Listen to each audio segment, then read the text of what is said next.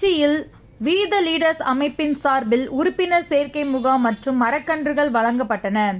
அண்ணாமலை தலைமையில் தொடங்கப்பட்டுள்ள we the leaders அமைப்பு மக்கள் நலன் மற்றும் சமூக பணிகளை முன்னெடுத்து வருகிறது.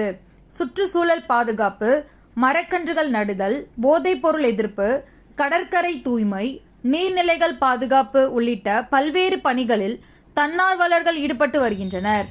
அமைப்பில் லட்சக்கணக்கானோர் இணைந்துள்ளதாக அண்ணாமலை தெரிவித்துள்ளார். மேலும் பசுமை தமிழகம் என்ற நோக்கில் 20 லட்சம் மரக்கன்றுகளை நடும் இலக்கும் அறிவிக்கப்பட்டுள்ளது. இதனை முன்னிட்டு திருச்சி பீமநகரில் இன்று வி த லீடர்ஸ் அமைப்பின் உறுப்பினர்கள் வெங்கடேசன், குபேந்திரன், ஜெயராமன் உள்ளிட்டோர் இணைந்து உறுப்பினர் முகாம் நடத்தி உறுப்பினர் சேர்க்கையில் ஈடுபட்டதோடு அவர்களுக்கு மரக்கன்றுகளை வழங்கினார்.